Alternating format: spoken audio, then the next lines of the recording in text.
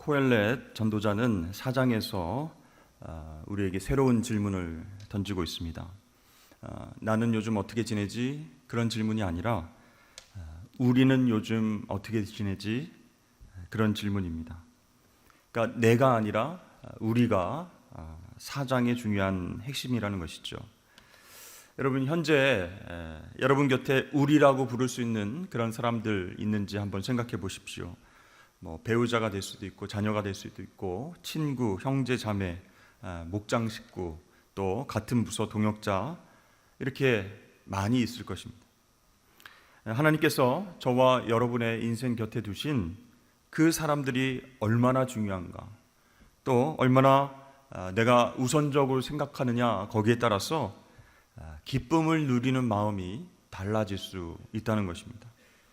8절 말씀을 보면 가족이나 동료 없이 혼자 고되게 일하지만 만족감이나 행복감을 누리지 못하는 사람을 이렇게 묘사하고 있습니다. 어떤 사람은 아들도 없고 형제도 없이 홀로 있으나 그의 모든 수고에는 끝이 없도다. 또 비록 그의 눈은 부요를 족하게 여기지 아니하면서 이르기를 내가 누구를 위하여는 이같이 수고하고 나를 위하여는 행복을 누리지 못하게 하는가 하여도 이것도 헛되어 불행한 노고로다. 자, 여기 나오는 어떤 사람은 열심히 수고해서 성공하고 부를 이뤘습니다. 그런데 여전히 부족하다, 이렇게 생각하면서 불만을 토로하고 있죠. 그러니까 많은 것을 가져도, 많은 것을 보아도, 또 많은 것을 경험해도 그것을 나눌 수 있는, 공감할 수 있는 우리가 없다면 그 마음은 참 가난하다, 참 불쌍한 인생을 사는 것이다 라고 이야기를 하는 것입니다. 그러나 반대로 어떻게 사람을 도울까, 어떻게 저분을 내가 섬겨드릴까, 작은 도움이라도 주면서 선한 영향을 끼칠까, 이렇게 깊이 고민하면서 잠에 든다면 그 사람은 무엇과도 비교할 수 없는 기쁨과 만족을 발견하게 되는 것입니다. 이런 사람들이 일반적으로 생각하는 그 성공이 무엇일까요? 많은 재물을 소유하는 것, 또 높은 지위에 올라가서 큰 힘으로 사람들에게 영향을 끼치는 것, 그것이 일반적으로 생각하는 성공입니다. 그래서 이런 목표에 사로잡힌 사람들은요, 그것을 이루기 위해서 수단과 방법을 가리지 않습니다. 자기보다 약하고 힘없는 사람들을 억압하고 착취하고 이용합니다. 그리고 목표를 이루고 나서 나는 성공한 인생이다, 내가 제일 힘이 센 사람이다, 이렇게 자부를 하죠. 이 전도자는요, 이렇게 정치적, 경제적으로 강한 자들이 약한 사람들을 억압하고 착취하는 것을 보았습니다. 이 사회적 약자들이 눈물을 흘리면서 고통 속에 살아가지만 그들을 위로해 주는 사람은 아무도 없었습니다. 그래서 전도자는요, 억압과 폭력이 난무하는 그 부조리한 세상을 바라보면서 한탄을 하는 것이에요. 자, 이런 전도자의 한탄은요, 약자들의 고통을 보시면서 슬퍼하시는 그 하나님의 탄식과 닮아 있다는 것입니다. 이스라엘 왕 아합 왕, 여러분 잘 아시죠? 나봇이라고 하는 사람의 포도원이 탐났습니다. 그 포도원을 갖고 싶었어요. 그 마음을 알게 된 아합의 아내 이세벨이 나봇에게 누명을 씌우고 그를 돌로 쳐 죽였습니다. 이 아합은 이세벨이 나봇을 죽이자 지체 없이 그의 포도원을 차지했습니다. 하나님께서는 그들이 저지른 살인과 착취를 모두 보셨고 나중에는 철저하게 심판하셨습니다. 하나님께서는요, 이웃을 억압하거나 이웃의 것을 함부로 빼앗는 행위를 금지하셨습니다. 그러므로 우리는 하나님의 백성으로 살아갈 때에 연약한 자들을 돌아보고 보호하는 일에 신경을 써야 된다는 것이죠. 나의 성공만을 위해서 달려가는 것이 아니고 우리가 함께 할 수 있는 일이 무엇일까 생각해야 된다는 것이죠. 자, 여러분, 이제 전도자가 어떤 말을 할지 예측할 수 있으십니까? 개인의 욕심과 이기심 위해서 살지 말고 타인을 위해 살면, 이웃을 위해 살면 더 영적인 사람이 될 것입니다. 공동체를 위해서 봉사하고 섬기며 살면 하나님 복 받는 그리스도인이 됩니다. 이렇게 전도자가 말하려고 하는 것일까요? 그런데 여러분, 코엘렛 전도자가 오늘 얘기하는 핵심은 그것이 아닙니다. 우리가 섬기고 타인을 위해서 살면은 하늘의 복을 받습니다. 더 영적인 사람이 됩니다. 이런 메시지를 주려고 하는 것이 아니에요. 4장 6절 말씀을 보면 평온함이라고 하는 단어를 썼습니다. 두 손에 가득하고 수고하여 바람 잡는 것보다 한 손에만 가득하고 평온함이 더 나으니라, 이렇게 말씀합니다. 그러니까 세상에서 자기 자리를 알고 자신의 삶의 한계, 경계선을 알고 만족하고 기쁨으로 결실을 누릴 줄 아는 사람의 상태가 평온함이다라는 것이죠. 그러니까 두 손 가득히 막 꽉 잡으려고 하는 것이 아니고 한 손에 가득하고 한 손은 나눠주는 것, 그것이 평온함이다라고 이야기하고 있어요. 그런 평온함에 이르는 길이 내가 아니라 우리를 위해서 사는 것이다 라고 말하고 있습니다. 여러분, 하나님께서 창조한 세계 우리가 통제할 수 있습니까? 없습니다. 우리 자신 내가 통제할 수 있습니까? 잘 안 됩니다.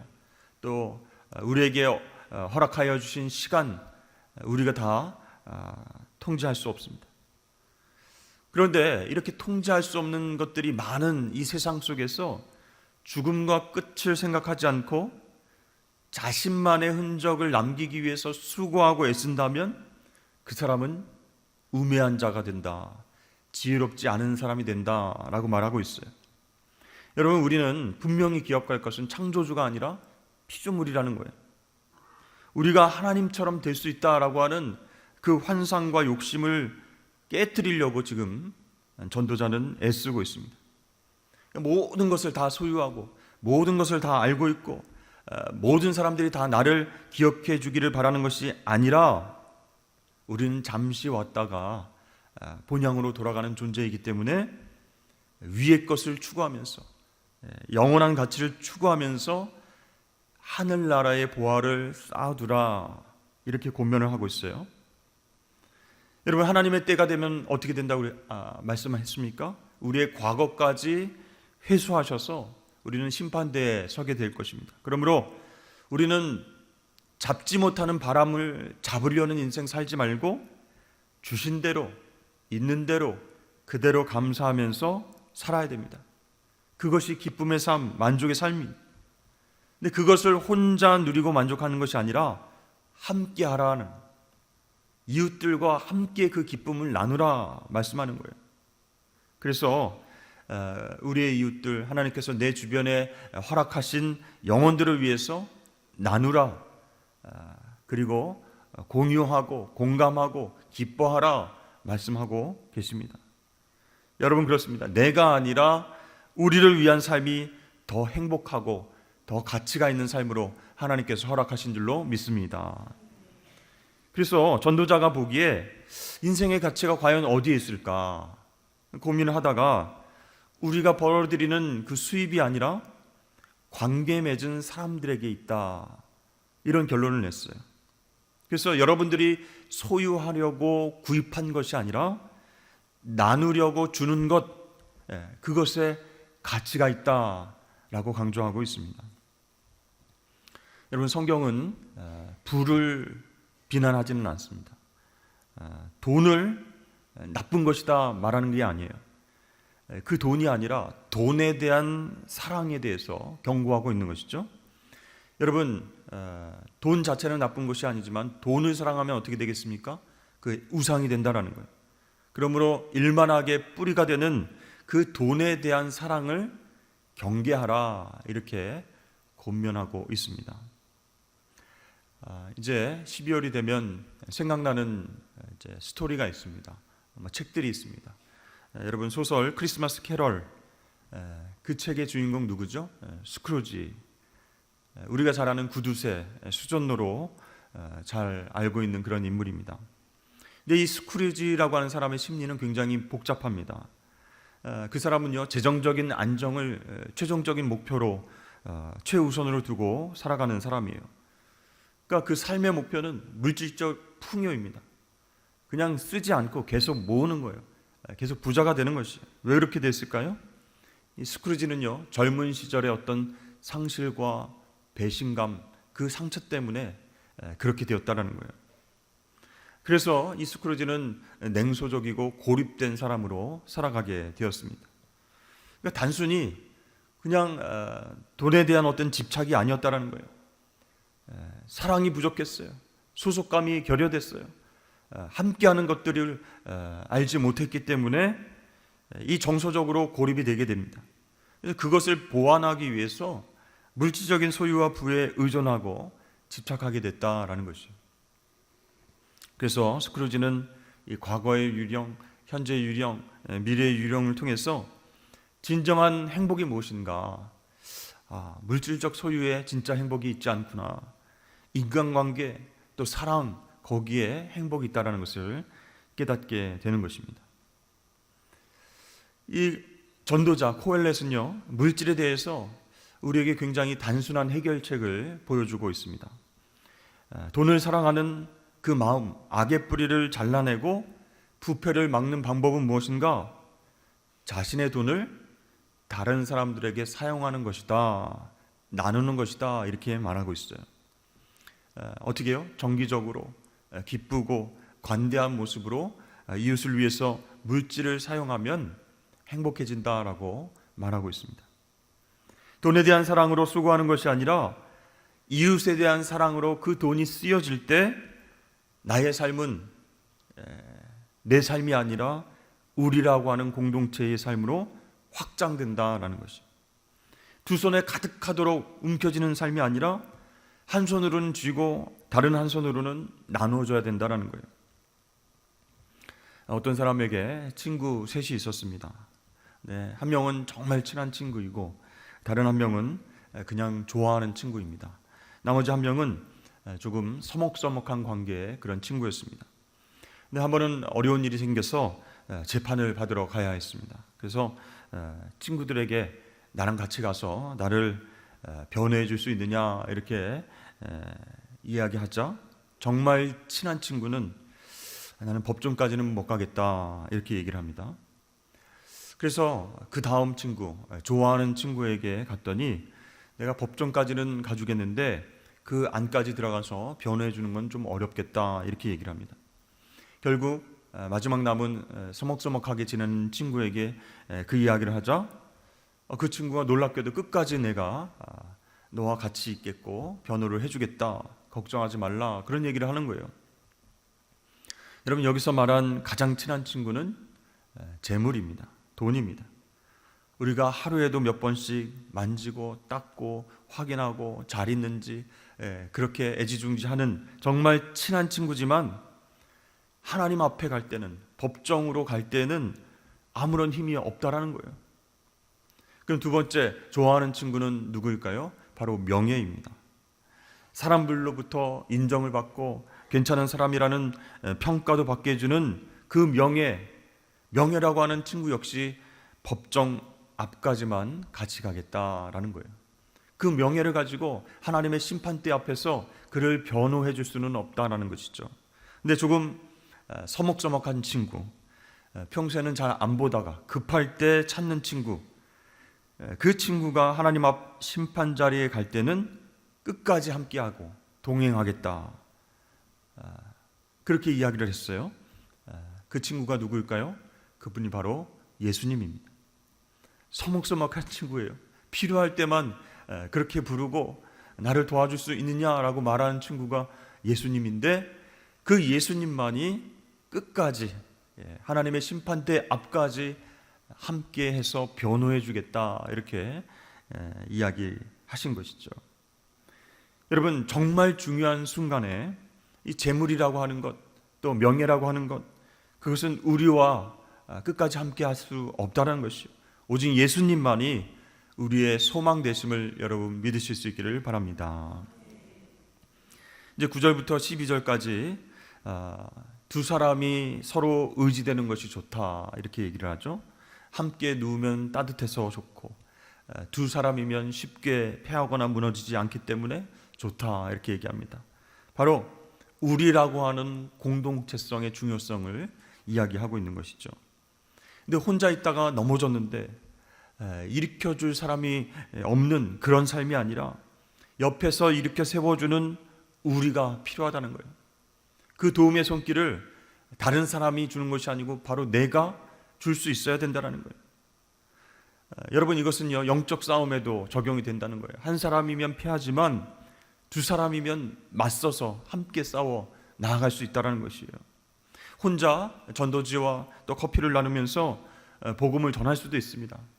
그런데 상처받고 어려움을 경험할 수 있는 것이에요. 그런데 2명, 3명, 세 겹줄로 연합해서 복음을 전하게 되면 서로에게 힘이 된다는 것이에요. 어려움도 이겨낼 수 있는 버팀목이 된다는 것입니다. 또 1명, 2명이 식당에서 열심히 땀을 흘리고 음식을 만들고 성도들의 식사를 섬길 수 있습니다. 그런데 그렇게 한다면 지쳐서 힘들게 될 것입니다. 그러나 10명, 20명 함께 정말 기쁨으로 성도들을 위해서 밥을 하고 반찬을 만들고 이렇게 섬긴다면 서로를 의지함으로 말미암아 힘이 될 수 있다는 것이죠. 근데 어떤 분은요 너무 바빠서 내가 함께하지 못한다라고 말하기도 합니다. 여러분, 바쁜 것이 잘못이 아닙니다. 단지 오늘 전도자는 뭐라고 얘기합니까? 우리가 자기만을 위해서 살고 있지는 않은지 묻고 있는 거예요. 관계를 발전시키기 위해서, 하나됨을 경험하기 위해서 자신의 일과 시간을 잠깐이라도 내려놓을 수 있는가 이렇게 물어보고 있다는 것입니다. 예수님은 제자들에게 너희들이 으뜸되는 비결이 무엇인지 내가 가르쳐 주겠다라고 말씀해 주셨어요. 그 비결이 무엇일까요? 가장 낮은 자리에서 다른 사람을 섬기는 것이었습니다.